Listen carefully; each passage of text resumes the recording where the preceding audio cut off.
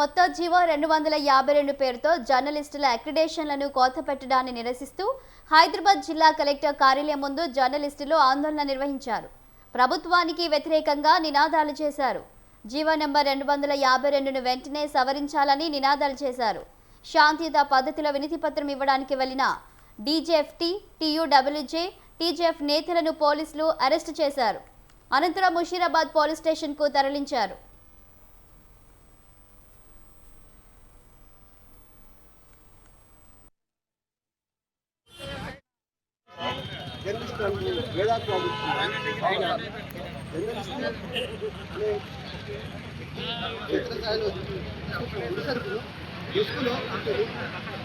సభలు ఆర్థ నిర్మాణ దోషాలు ఆటకు అడ్డమైన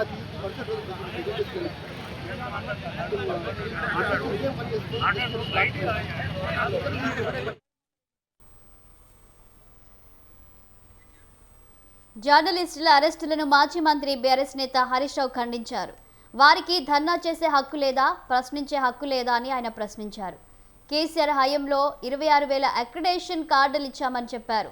వారి సంక్షేమం కోసం 100 కోట్ల నిధి ఇచ్చామన్నారు. డెస్కుల్లో పనిచేసే జర్నలిస్టులకు అక్రిడేషన్ కార్డులు ఇవ్వబోమని చెప్పడం దారుణమన్నారు హరీష్ రావు.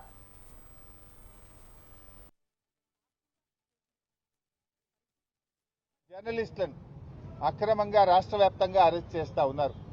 రాష్ట్ర వ్యాప్తంగా అరెస్ట్ చేసిన జర్నలిస్టులను వెంటనే విడుదల చేయాలని చెప్పి బీఆర్ఎస్ పార్టీ డిమాండ్ చేస్తా ఉంది. ఈ జర్నలిస్టుల అక్రమ అరెస్ట్ ను బీఆర్ఎస్ పార్టీ తీవ్రంగా ఖండిస్తా ఉంది. నువ్వేం చెప్పినావు రేవంత్ రెడ్డి? 6 గ్యారంటీలతో పాటు 7వ గ్యారంటీ ప్రజాస్వామ్య హక్కు, ధర్నా చేసే హక్కు మేము కల్పిస్తామని చెప్పినావు. ఇవాళ జర్నలిస్టులు కనీసం బండి దిగి గేట్ కాడికి పోకముందే అరెస్ట్ చేస్తున్నావు.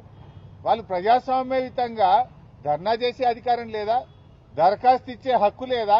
మరి నువ్వు ఆ రోజు నీ మేనిఫెస్టోలో మొదటి పేరాలోనే చెప్పినావు, ప్రశ్నించే హక్కు, ప్రజాస్వామ్య హక్కు 7వ గ్యారంటీగా ఇస్తున్నా అని చెప్పినావు. ఇవాళ రాష్ట్ర వ్యాప్తంగా జర్నలిస్టుల గొంతు కోసినావు.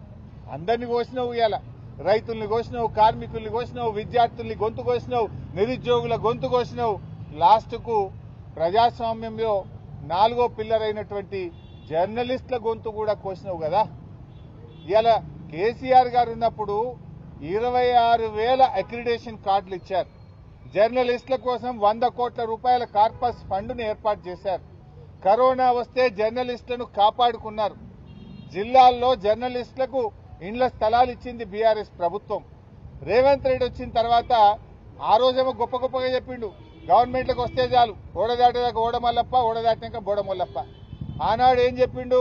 మేము అధికారంలోకి వస్తే జర్నలిస్టులకు ఇండ్లు కట్టిస్తాం, ఇండ్ల స్థలాలు ఇస్తాం, యూట్యూబ్ వాళ్ళకి ఇస్తాం, సోషల్ మీడియాకి ఇస్తాం, ఇంకా అక్రిడేషన్ కార్డులు పెంచుతా అన్నాడు.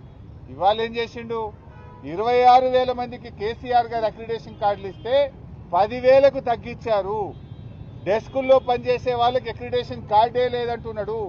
సోషల్ మీడియా వాళ్ళని పట్టుకొని వీళ్ళంతా టెర్రరిస్టులు, సోషల్ మీడియా యాక్టివిస్టులను కట్టడి చేయండి అంటున్నాడు. వాళ్ళ మీద కేసులు పెట్టి జైళ్లలో వేస్తున్నాడు. సోషల్ మీడియా యాక్టివిస్టులను అవమానపరిచే విధంగా రేవంత్ రెడ్డి మాట్లాడుతూ ఉన్నాడు. ఉగ్రవాదులతో పోలుస్తా ఉన్నాడు. ఇంత దుర్మార్గమా?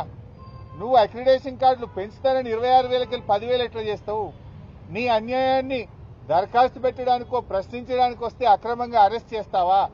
ఈ అరెస్టులను ఖండిస్తున్నాం. తక్షణమే వాళ్ళని విడుదల చేయాలని డిమాండ్ చేస్తున్నాం. 26,000 అక్రిడేషన్ కార్డులను పునరుద్ధరించాలని చెప్పి బీఆర్ఎస్ పార్టీ పక్షాన డిమాండ్ చేస్తున్నాం. జర్నలిస్టుల పోరాటానికి బీఆర్ఎస్ పార్టీ సంపూర్ణమైన మద్దతును ప్రకటిస్తుంది.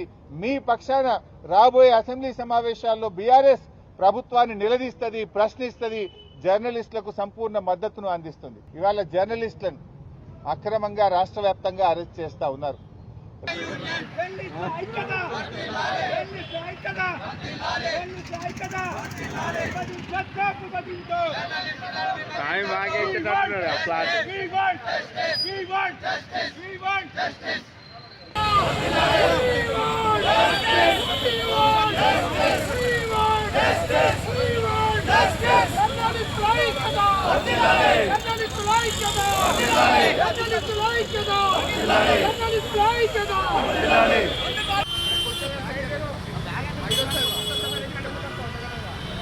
జర్నలిస్టుల ఐక్యత